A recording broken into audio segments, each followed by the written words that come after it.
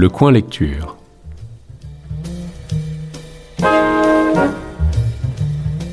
Présenté par Emmanuel Dufour.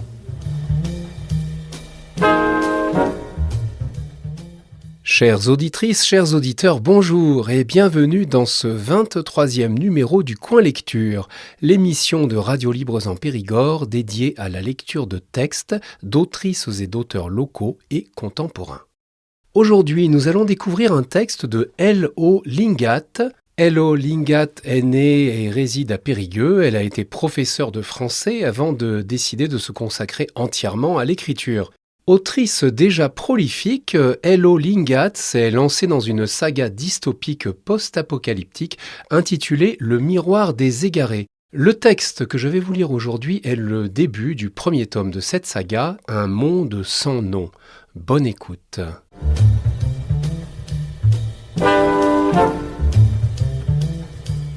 À mes fils, héros de mon histoire. Ce miroir pour les égarés, dans les ténèbres tous liés. Cher lecteur du chaos, tu crois connaître ce monde, ses règles, ses limites, ses dérives. Mais la vérité est bien plus sombre. Pendant des années, on a prédit la fin, l'intelligence artificielle, les guerres bactériologiques, l'épuisement des ressources, la montée des eaux. Certains ont même imaginé des astéroïdes ou un supervolcan. Mais si je te disais que l'effondrement a déjà commencé, qu'il ne vient ni du nucléaire, ni du climat, ni même de la technologie, l'ironie, vois-tu, c'est que l'humanité reste son propre bourreau, une fois encore. Elle a libéré quelque chose qu'elle aurait dû laisser dormir pour de bon, un objet interdit, oublié, dissimulé, renfermant des vérités capables de te sauver ou de te tuer, et de mettre à l'épreuve les survivants de ce monde en ruine. Tu en auras besoin. Bonne chance. Je suis Monsieur P.A., chroniqueur discret des décombres, à ton service. Prologue. Fuir les matraques. C'était devenu son quotidien pendant la révolte. Il esquivait les coups qui fusaient contre ses tibias, son dos, parfois même sa tête. Chaque fuite affûtait un peu plus son instinct de survie. Il avait appris à ne jamais se faire prendre, jusqu'à ce jour maudit qu'il préférait noyer dans l'oubli. Une fois de plus, il avait cru que le danger le contournerait. Mais il s'était fait attraper. Salement. Après les matraques, le ton s'était durci. Les coups répétés étaient devenus légion, les armes mortelles. Lors de cette dernière année de révolte, c'était feu à volonté des deux côtés. Rien ne les arrêtait, ni la clémence, ni la peur. Il avait reçu une balle dans la cuisse. Enfin, pas vraiment. Elle l'avait seulement effleuré, laissant pour souvenir une traînée de chair irrégulière. Immobilisé sur le champ, il était tombé, terrassé par une douleur sourde. Le bruit environnant s'était évaporé, ne laissant que l'écho des cris triomphants des miliciens, leurs visages déformés par la fierté d'un butin qu'ils considéraient comme le plus gros gibier jamais pris. Mais même après ça, il avait encore réussi à s'échapper.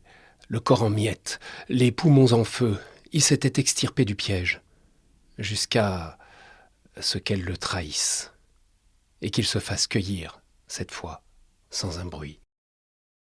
Il s'était réveillé dans le brouillard. Le béton terne avait remplacé le goudron fumant. Une odeur d'humidité mêlée au désespoir lui rongeait les narines. Il était à présent détenu dans cet endroit redouté des dissidents, une bâtisse lugubre aux allures de monstre, la tour Néoka, autrement dit Néo-Cayenne. 3 ans.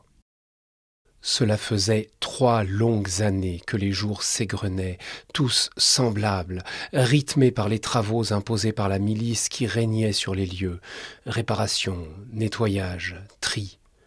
Les maigres collations, le sport qu'on faisait pour se défouler un peu et les nuits qui commençaient à 20h ponctuaient leur existence. Lui et son frère de galère, Dan, croupissaient dans cette prison. Ce dernier avait été capturé en tentant de porter secours à son ami, et leur complicité profonde était devenue une ancre dans ce monde sans dessus-dessous, un lien que seuls ceux qui partagent des épreuves effroyables peuvent tisser. L'idée de s'évader les avait habités depuis le premier jour, chaque pensée nourrissant leur rêve d'évasion par tous les moyens possibles. Parfois, cela prenait des airs de blague, mais au fond d'eux, ils s'étaient promis de ne jamais mourir entre ces murs suintants. Mourir était pourtant la norme à Néoka, où de nombreux révoltés en ressortaient les deux pieds devant. Ils avaient alors minutieusement étudié le système des gardes, scrutant les failles de cette tour maudite. Au début, anarchique, elle avait vu ses règles s'intensifier au fil des mois, ses cellules se remplissant de ceux qui avaient osé défier un monde devenu fou.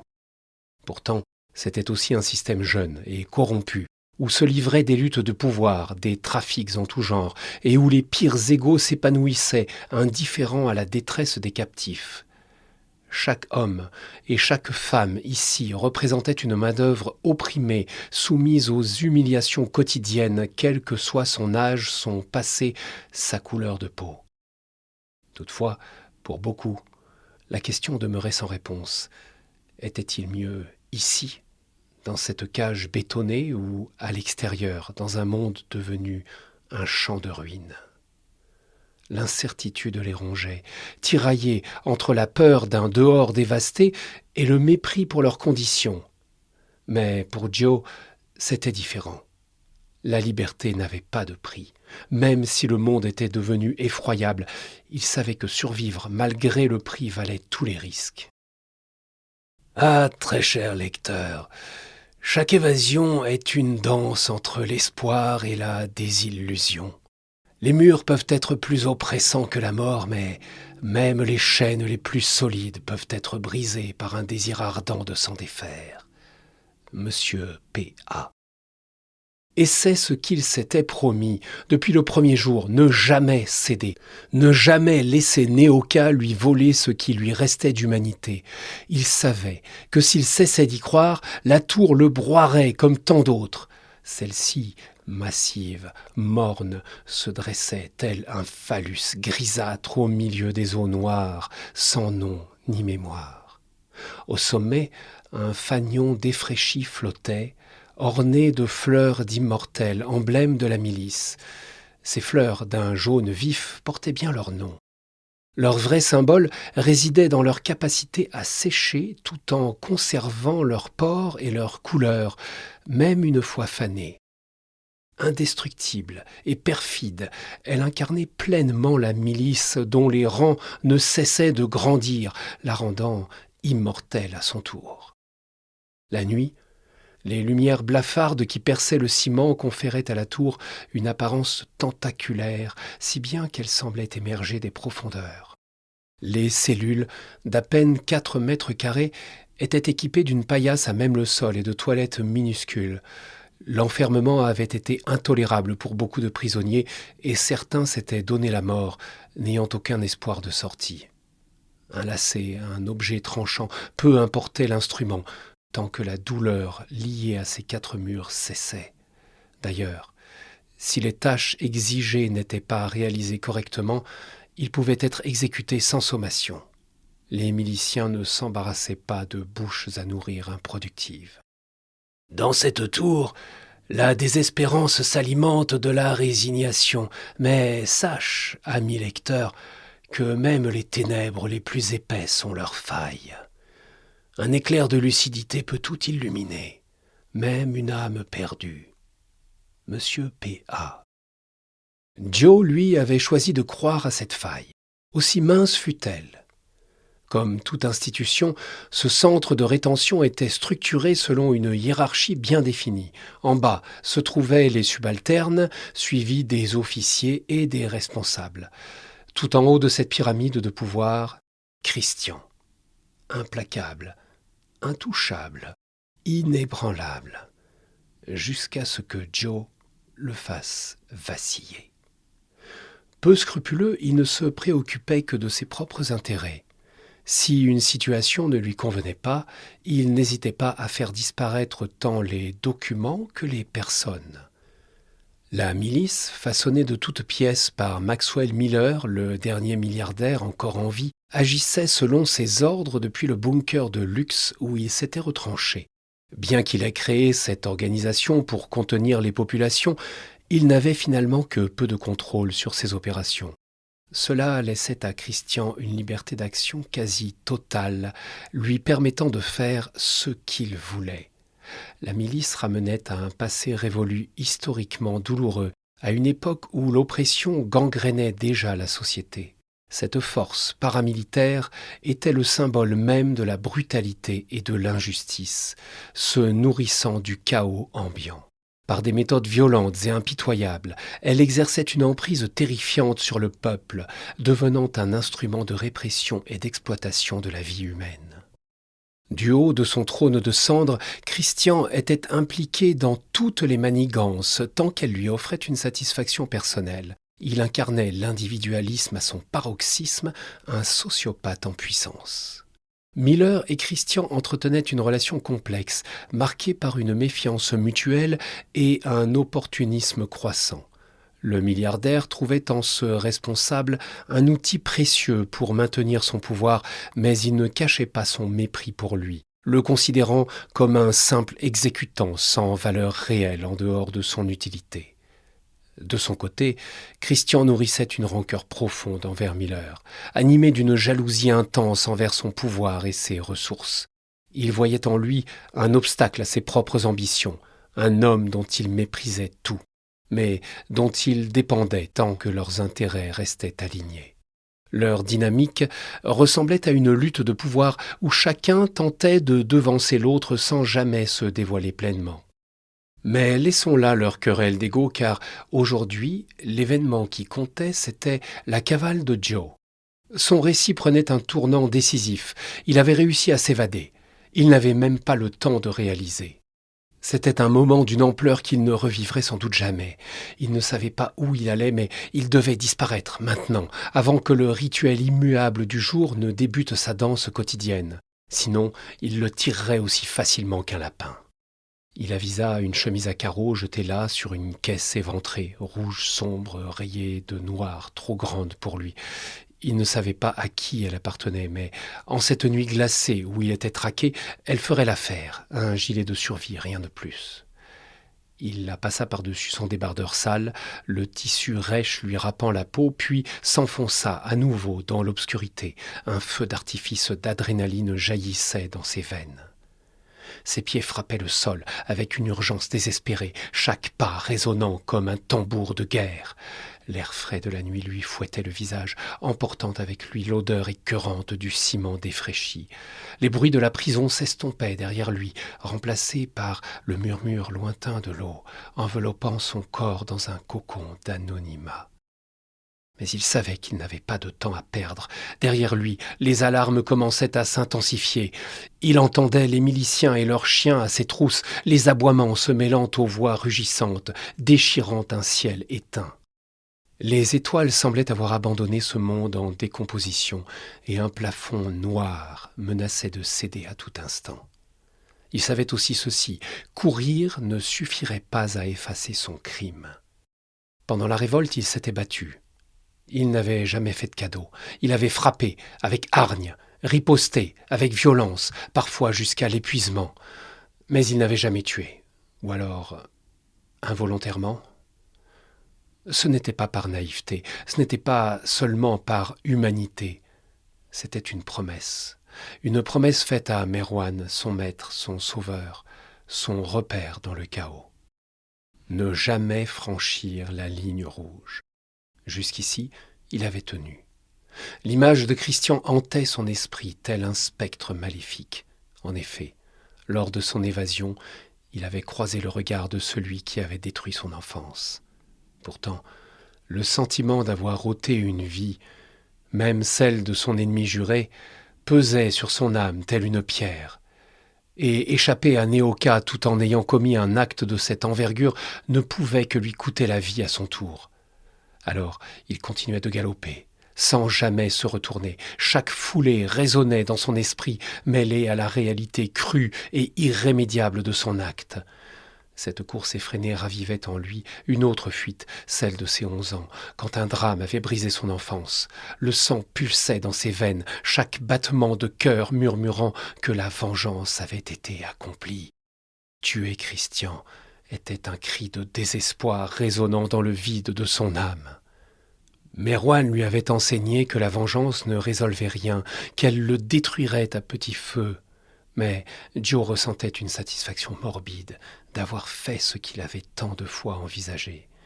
Christian s'était trouvé là, au bon endroit, au bon moment, recevant un coup de couteau en plein dans l'œil, dans un geste fulgurant.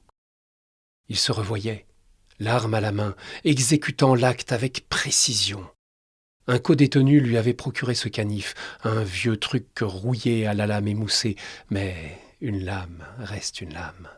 Et lorsqu'il s'était présenté sur son chemin, sans réfléchir, il l'avait enfoncé. L'opération avait été à la fois libératrice et terrifiante.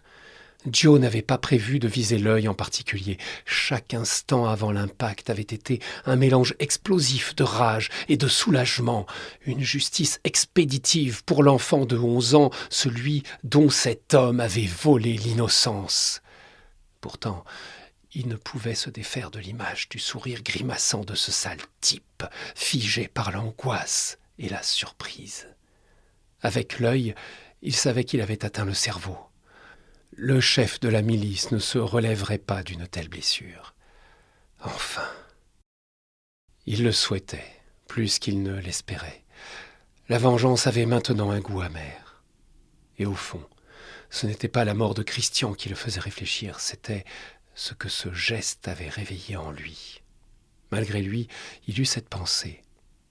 C'était exactement comme ça que ça devait finir.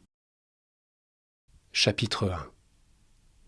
Les murs de la prison humide s'effondraient derrière lui, tandis qu'il se frayait un chemin dans la nuit. Les cris des autres détenus résonnaient, tels des échos désespérés, amplifiés par le bruit des chaînes qui s'entrechoquaient. Il se revoyait, enjamber le corps de Christian, à terre, réduit à une boule de souffrance. Il n'avait pas osé croiser son regard. Il s'était détourné de ce râle, implorant comme on fuit un fantôme. Mais son couteau, bien que paraissant inoffensif, était désormais lié à tout ce qu'il avait fait en cette nuit abominable. Dans sa mémoire, l'odeur âcre du sang frais emplissait l'air, se mêlant à un sol collant qui semblait retenir ses pieds. Il revoyait le sang s'étaler en flaques, miroir trouble d'un meurtre froid. Christian s'écroulait, la lumière blafarde grésillant sur son corps. Assailli par un flot de souvenirs et de sensations poisseuses, il poursuivit sa route. Ses gestes devenaient mécaniques, son corps agissant indépendamment de son esprit. Il revoyait les prisonniers hurler tels des singes en cage, un son brut, primal, reflet de leur déchéance. Leurs visages, altérés par la peur et la colère, exprimaient un désespoir partagé. Ils encourageaient même Joe, leur voix hystérique s'élevant « Bute-les tous !» Dans ce bagne d'un genre nouveau, il n'y avait ni innocents ni monstres, juste des âmes perdues, réduites à des échos flous de ce qu'elles avaient été. Chacun errait à la manière d'une flamme éteinte, un reflet d'une désolation absolue. Comment pouvait-on rester sain d'esprit en étant devenu une relique de ce monde ? Les frontières du bien et du mal semblaient s'être redessinées, effacées par la brutalité du quotidien. Les hurlements s'entrechoquaient encore dans son esprit, mêlés aux éclats de rire nerveux, créant une cacophonie insupportable. Chaque son témoignait de la déchéance du lieu, de la perte d'humanité engendrant ce chaos ambiant. Les sirènes stridentes ajoutaient une note dissonante à ce tableau déjà grotesque. Les relents de sueur et de sang se diluaient dans la crainte, formant une atmosphère asphyxiante qu'il connaissait trop bien. Mais cette fois, il n'était plus un enfant qui fuyait. Chapitre 2. La révolte. Voilà ce que lui rappelait ce chaos immonde. 2 années intensives de carnage et de lutte où chaque jour suintait l'enfer. Là-bas aussi, les cris, le sang et la folie s'étaient enchevêtrés dans une spirale sans fin. La révolte avait germé dans les décombres d'une société déjà en ruine, après l'apparition du CoV-28, une maladie dégénérative créée de toutes pièces. Ce virus était né d'expériences scientifiques ratées, menées par des laboratoires gouvernementaux dont le principal et le plus puissant se nommait Cineria. Leur objectif, concevoir un agent capable de renforcer le système immunitaire humain pour rendre les êtres, à terme, immortels. Grand fantasme de l'humanité devant l'Éternel. Malheureusement, le virus avait muté, échappant à tout contrôle, et s'était rapidement propagé dans plusieurs pays, puis à l'échelle mondiale. Le chiffre 28 renvoyait à l'année de sa découverte, 2128. Le début d'une crise mondiale sans précédent. Au début, les symptômes semblaient bénins, maux de tête, fatigue. Mais la situation dégénérait rapidement. La fièvre grimpait à plus de 40, accompagnée d'hallucinations et de délires. Une toux persistante pouvait entraîner des saignements, rendant la respiration douloureuse. Puis venaient les cloques, les lésions, d'abord sur les mains, puis le visage, et l'agonie s'installait. Intense et permanente. Beaucoup perdaient temporairement la vue ou l'ouïe, se retrouvant désorientés, vulnérables. Puis arrivait l'agressivité, la confusion, les accès de rage. Les individus basculaient dans un désespoir violent, nourrissant une criminalité galopante, une instabilité permanente. Dans les cas les plus extrêmes, quelques-uns sombraient dans un état végétatif. Le système nerveux grillé, irréversible. Le virus se transmettait par contact direct avec les fluides corporels désinfectés. Une goutte de sueur, du sang, une plaie ouverte. Les plus vulnérables, nouveau-nés, personnes âgées, malades chroniques, immunodéprimés, tombaient comme des mouches. Paradoxalement, certains semblaient épargnés. Joe en faisait partie, Dan aussi. Ils avaient traversé la crise sans le moindre symptôme. On aurait dit que la pandémie glissait sur eux sans jamais les atteindre. Les recherches sur les sujets sains avaient été stoppées depuis longtemps. Peut-être possédaient-ils des gènes favorables ou une immunité hors norme. L'origine de leur résistance demeurait un mystère. Ils avaient survécu à tout ça. Mais à quel prix ? Chapitre 3. Le CoV-28 avait fait de ce monde un cataclysme. Face à l'urgence, les gouvernements imposèrent des mesures draconiennes. Confinement, quarantaine forcée, vaccinations obligatoires. Mais ces actions ne firent qu'aggraver la situation. Émeutes, effondrement des systèmes de santé, désorganisation des administrations, méfiance généralisée envers les autorités. Tout dérapa.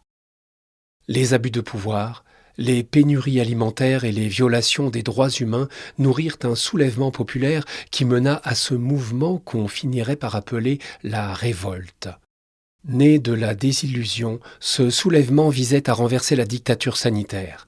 La maladie avait redessiné les contours du monde, jusqu'à plonger les sociétés dans une anarchie totale. Profitant de cette confusion, la milice, naissante en réponse à une police insuffisante, vit une occasion en or de s'emparer du pouvoir. Initialement composée de volontaires chargés de maintenir l'ordre sous l'égide de Maxwell Miller, elle se transforma en une force oppressive, manipulant les peurs pour justifier ses actes. Il se souvenait de l'instant où les premiers slogans de Miller avaient remplacé ceux de la révolte. Ce jour-là, il avait compris que le chaos avait changé de visage. Charismatique et inaccessible, Miller avait d'abord gagné la confiance des élites, persuadé que la milice était leur seul rempart contre les insurgés. La panique des puissants avait offert aux milliardaires une liberté d'action sans précédent. Soutenue par des ressources illimitées, la milice avait carte blanche pour écraser toute forme de résistance, qu'elle soit réelle ou présumée. Son slogan, placardé partout comme une vérité absolue, ne laissait place à aucune ambiguïté. Le chaos précède l'ordre. Les arrestations arbitraires se multipliaient, et quiconque était soupçonné de sympathie envers les révoltés disparaissait dans les geôles de Néoka, sans espoir de retour. Les exécutions publiques devenaient monnaie courante, servant d'exemple à ceux qui oseraient défier le nouveau régime en place. La répression ne se contentait pas de cibler les fauteurs de troubles, elle visait à étouffer toute forme de dissidence, toute voix qui s'élevait contre l'ordre établi.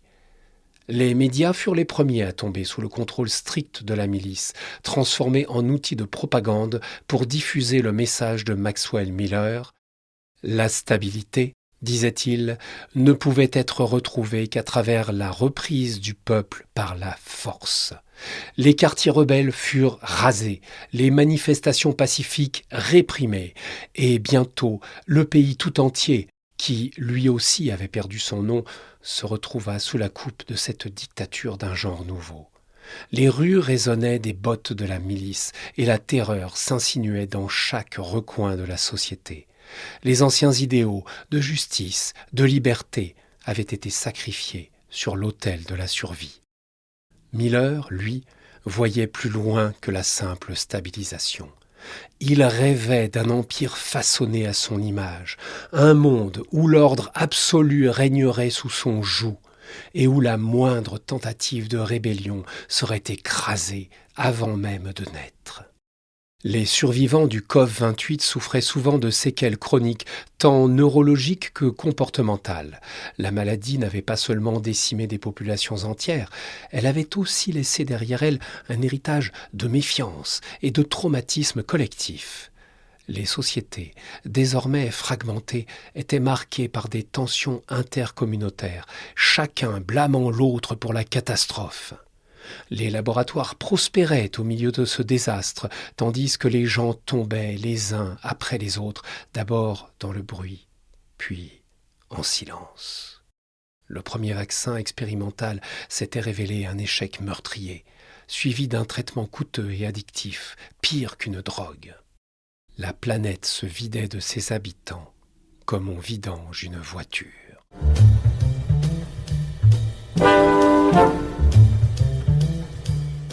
Vous venez d'entendre un extrait d'Un monde sans nom, premier tome de la saga post-apocalyptique Le miroir des égarés de L.O. Lingard. Le tome 2, Les Terres oubliées, est déjà sorti. Quant au tome 3, Le retour des héritiers, il est prévu pour 2026. Mais avant cela, un préquel, L'ordre des indésirables, sortira en octobre 2025. Tous ces livres sont disponibles sur Amazon ou sur les salons et autres événements auxquels participe L.O. Lingard. C'est tout pour aujourd'hui. Je vous rappelle que pour me recommander des autrices et auteurs locaux et contemporains, vous pouvez contacter RLP par mail à l'adresse radiolibresenpérigord@gmail.com ou laisser un message au 05 53 46 80 24 en précisant le nom de l'émission Le Coin Lecture. Merci de votre écoute et à la prochaine fois.